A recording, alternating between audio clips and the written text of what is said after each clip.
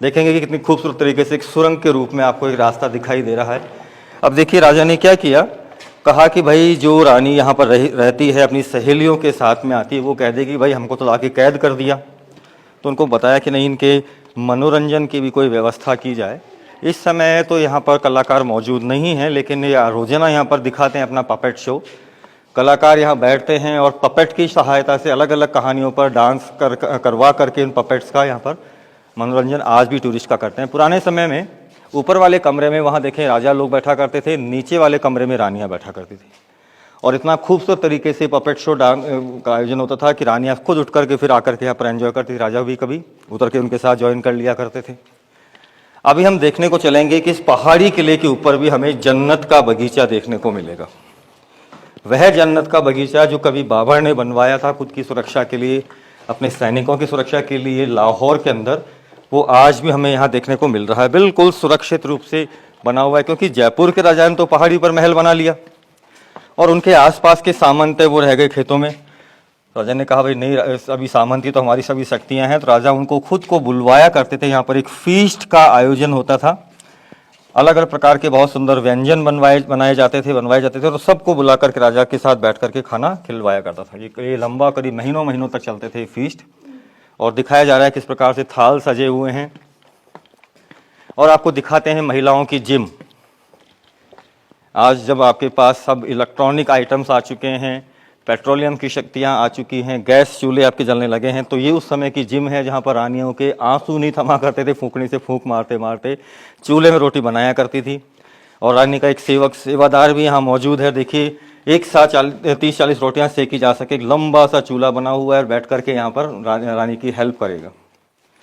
हांडियाँ चढ़ी हुई हैं जिनके अंदर कई प्रकार के लहसुन की चटनी वगैरह बनाई जा रही हैं। इसमें तेल भरा रहता था इस बड़े सारे पॉट के अंदर। रानियाँ किस प्रकार से चटनी पीस रही हैं, वहाँ उनका सेवादार देखिए वो सब्जी बना रहा है। ये बड़ी सी डेगची चढ़ी हुई है और ये सभी रानियाँ हैं, अनाज भी साफ कर रही हैं तो अनाज पीस भी रही हैं, इसलिए इसे महिलाओं की जिम कहा जाता है। महिलाओं की जिम चलती है, लेकिन आज की जिम जो है पुरानी जिम से बिल्कुल डिफरेंट है।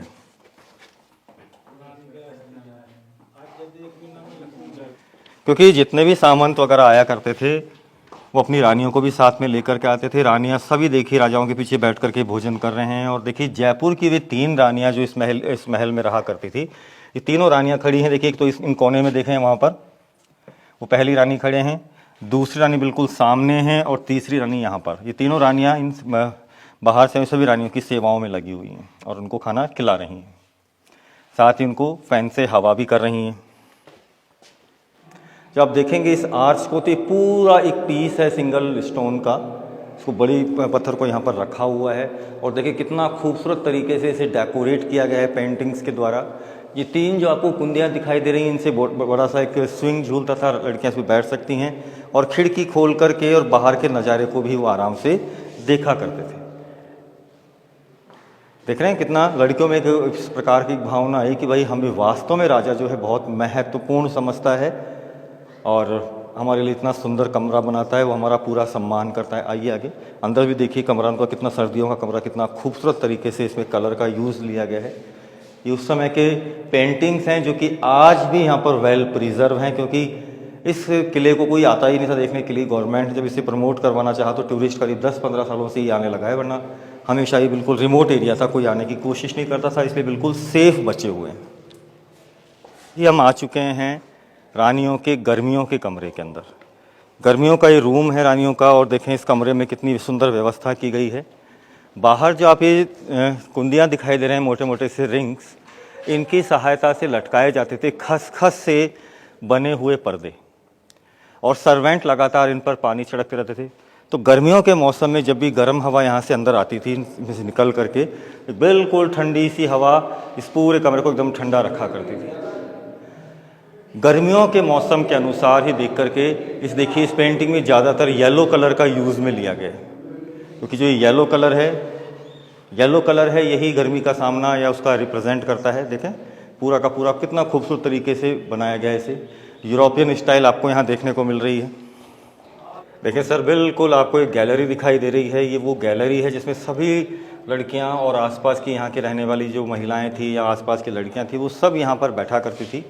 फागुन के दिनों में, होली के दिनों में बहुत सुंदर सा यहाँ पर एक त्यौहार मनाया जाता था। नीचे म्यूजिशियंस म्यूज़िक बजाते थे, आसपास की ग्रामीण महिलाएं, रानियां वगैरह भी यहाँ पर आया करती थी और खूब सुंदर डांस का एक आयोजन किया जाता था। सब लड़कियां इनको यहाँ पर देख करके एंजॉय करती थी। इतना खूबसूरत होता था ये नृत्य गान, म्यूजिशियंस आकर के इन्हें बजाते थे और इन लड़कियों को भी उनके साथ में डांस करने का मौका मिलता था। ऊपर देख रहे हैं सर कुंदियाँ लटक रही हैं, इनसे छोटे छोटे पिंजरे लटकाए जाते थे जिसमें पक्षी, तोते और मैना वगैरह सब रखे थे। तो उनसे बातें भी किया करती थी लड़कियां, तो उनका हमेशा उनसे भी मन लगा रहता था। तो हर छोटे से छोटे फेस्टिवल को भी राजा ने और अपने साथियों के साथ मिलकर के, राजपूत रानियों ने मिलकर के इन लड़कियों को बिल्कुल खूब मनोरंजन से भरपूर कर दिया था। तो धीरे धीरे हमेशा इनको याद भी नहीं रहता था कि भाई कौन सा फेस्टिवल किस महीने में आया, कब निकल गया, और बिल्कुल आराम से मज़े से यहाँ ये रहने लगी। कमरे एक समान से बने हैं, लेकिन लड़कियां कह सकती थी कि राजा आपने हमारे लिए गर्मी की व्यवस्था भी कर दी, सर्दी की व्यवस्था भी कर दी, और बारिश में तो खैर यहाँ पर उनको काफ़ी अच्छा लगता ही था क्योंकि बिल्कुल पहाड़ी एरिया में बना हुआ है। बहुत सुंदर बारिश का नज़ारा लेते थे, पूरा देखा करते थे कि किस प्रकार से बारिश हो रही है। लेकिन सबसे बड़ी जो एक कमी ये लड़कियां निकाल सकती थी, वो कहती थी कि राजा इस पहाड़ी के ऊपर मनोरंजन की कोई व्यवस्था नहीं है। मनोरंजन के कारण इस किले को ठुकराया जा सकता था, लेकिन राजा ने उनका भी बड़ी खूबसूरती से जवाब दिया। जब आप देखेंगे इस सीढ़ियों की साइज़, इन सीढ़ियों की साइज़ देख करके लड़कियां इतनी खुश हो गई कि उन्होंने कहा कि राजा ने तो हमको पहले ही बहुत खूबसूरत मान लिया। वो कहता है राजा कि हम इतनी सुंदर हैं कि इतनी पतली सी सीढ़ियों में भी हम छत पे चढ़ जाएंगे।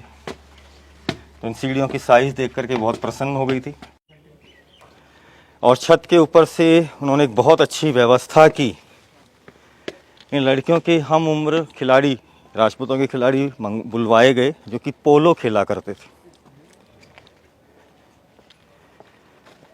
और शहर के बिल्कुल बीचों बीच जो वहाँ आपको एक ग्रीन कलर का गार्डन दिख रहा है, उसे चौगान स्टेडियम के नाम से जाना जाता है। चौगान पोलो का एक नाम होता है।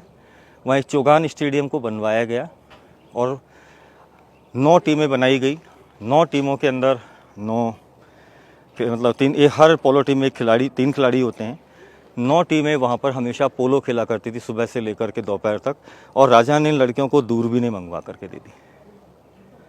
ये लड़कियाँ दूरबीन की सहायता से उस पूरे गेम को देखा करती थी और गेम इतना सुंदर होता था, आकर्षक होता था, क्योंकि वो सभी खिलाड़ी अपने बहुत सुंदर ड्रेसेस में और अपने अपने एरिया के झंडों को लेकर के खेला करते थे। वो बता रहा था कि यहाँ पर 9 कमरे हैं। सबसे पहला कमरा आपको यहाँ दिखाई देगा, एक कमरा यहाँ बना हुआ है, दूसरा कमरा यहाँ है, तीसरा कमरा आपको यहाँ दिखाई देगा, फिर चौथा, पाँचवा, छठा, सातवां, आठवां और 9वां।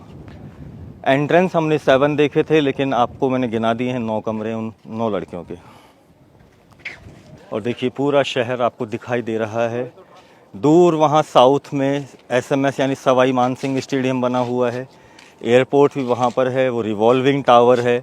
बड़ी बड़ी जो हेरिटेज होटल्स हैं वो आपको सब वो इसी क्षेत्र में देखने को मिलती हैं। ये हैं वो माधो सिंह नाहर सिंह जी का वह मंदिर जहाँ पर नाहर सिंह जी की आत्मा आज भी आती है और अपने भक्तों से बातें करती है।